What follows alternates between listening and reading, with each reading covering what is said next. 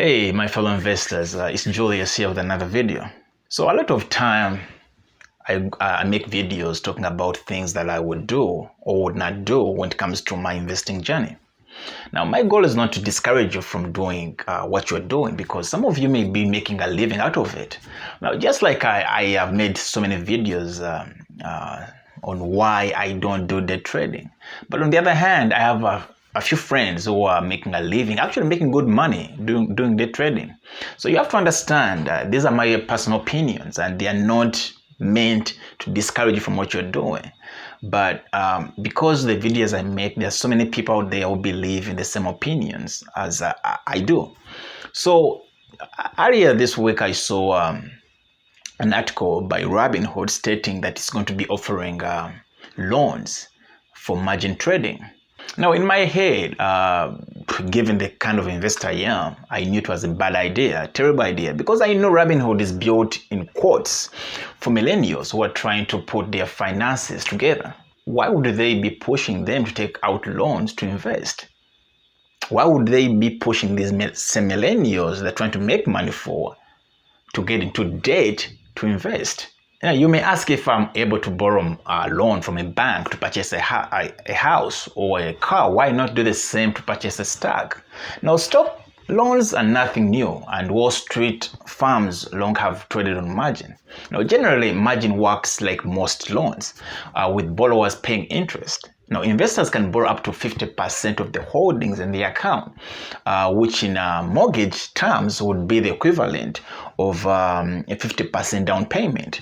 Now, the biggest difference when it comes to this is that, while a bank can't just sell your house if it drops in value, a brokerage firm can liquidate your portfolio if its value falls below the 50% margin limit. Now, that's why when I saw this article, I think it was on Friday, Thursday, something like that, I decided to make a video that breaks down what margin trading is, how it works, and why I don't mess with it.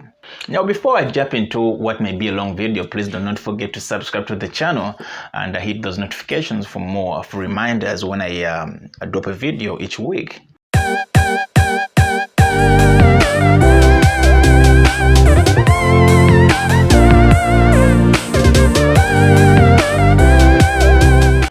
Now, first we need to define what margin trading is. All right. Now, margin trading is when you buy and sell stocks or other types of investments with borrowed money. Now, that means you're going into debt to invest. Now, let that sink in for a minute, right? So, whenever you see a margin, I want you to immediately think borrowed money. And since you are taking out a loan to buy stocks, you are giving up some control and ownership of your investment to the brokerage firm that gives you a margin loan. So if things don't turn out well, the brokerage firm could sell all of your shares without needing to consult you, kind of like a home foreclosure. Now, margin trading is built on this being called leverage, which the idea that you can use borrowed money to buy more stocks and potentially make more money on your investment. But leverage is a double-edged sword that also amplifies your risk. Now, while you might make more money if you bet on the right horse, you also might lose more if you pick a loser stock.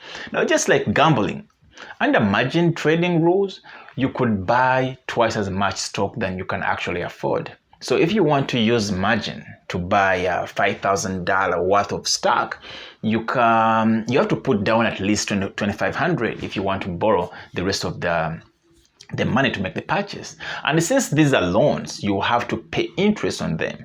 Now, generally, margin loans come with interest rates averaging between 6 to 8%, but sometimes those rates could go as high as 10% depending on the size of your account. Now that we are done defining margin trading, let's take a look at how it works. Now, the best way to understand the ins and outs of margin trading is to use an example. And I'm good at giving examples. So let's say I have $5,000 cash on hand, and there's a stock I want to buy that is worth $100 per share. All right. So I go ahead and buy 50 shares of that stock. 1 year later, the price of the stock rises to $120 per share, and I decide to sell all my shares for $6,000. Now that means I just made $1,000 profit on my initial investment. Now generally that's how stock trading works. But that's back to the beginning of the story. Under margin rules, I could put down $5,000 and then borrow another $5,000 to buy 100 shares of that stock.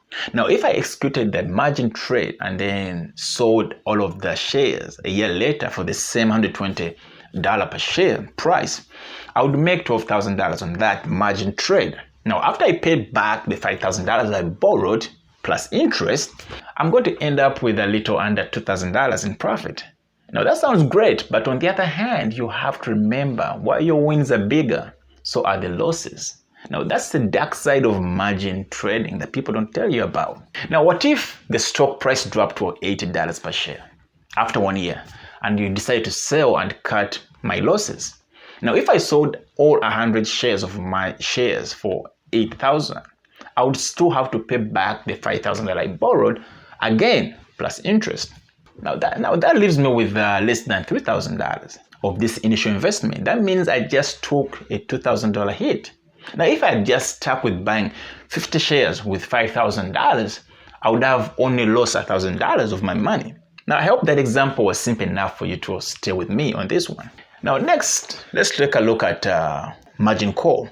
And if you have been involved in margin trading, you know what margin call is. So when you take out a margin loan from a brokerage firm to buy stocks or other types of investments, you have to meet a minimum equity meaning cash requirement, which means you have a certain amount of cash in your account at all times. Now, if your stock declines below that level, then it may trigger a margin call. So how do we define a margin call? A margin call is when the brokerage firm requires you to deposit more cash into the account to meet the minimum cash requirement. Now, if you fail to do that, then they can sell all your shares without your consent, leaving you with no more shares and still owing them money for the loan that you took out. Now, it's the worst case scenario of a margin loan. Now, let me use the same example, but in a different way, right? Now, you remember I bought a stock for $10,000 and purchased half of that stock with borrowed money. So that means I had 50% equity. Guys, stay with me. Equity means cash at the start of my margin trade. Now, most brokerage firms have a minimum equity requirement between 30 and 35%. So if the brokerage firm I bought from has a 30% minimum equity requirement and the total value of my stock falls to $6,000, I'm going to fall in big trouble here, right? That's because when you subtract the amount of the margin loan, which is $5,000, from the current value of my stock, which is $6,000, I'm only left with $1,000 in equity in my account, or which is 17% equity, which is well below the brokerage firm's minimum requirement. Now, because my account is now below the minimum equity requirement, I'm going to receive a margin call to deposit more money into the account to meet the firm's minimum requirement. And if I don't have this money right away, the firm can decide to sell all my shares and I still have to pay them the balance. Now, it's not a pleasant situation you want to be in.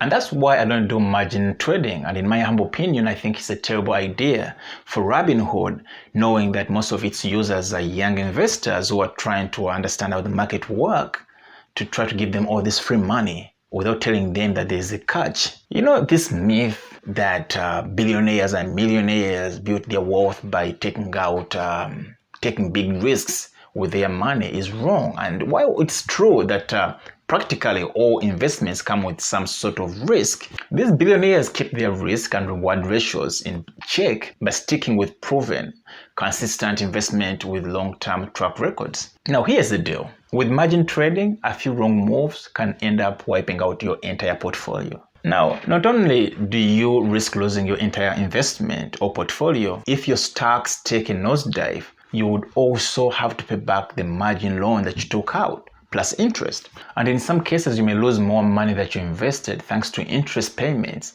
and commission you have to pay to make your trades. Now, I hope I was able to break down margin trading to your understanding. And if I did, please subscribe to the channel, hit those notifications, join the journey, and always be notified every time I drop a video.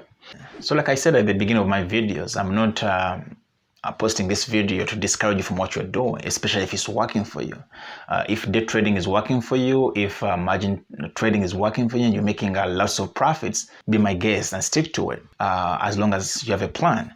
But I also want you, I wanted my audience to understand what margin trading is and how you can lose all your investments in just one bad move. So again, thanks again for watching my videos. Subscribe to the channel. See you in my next video.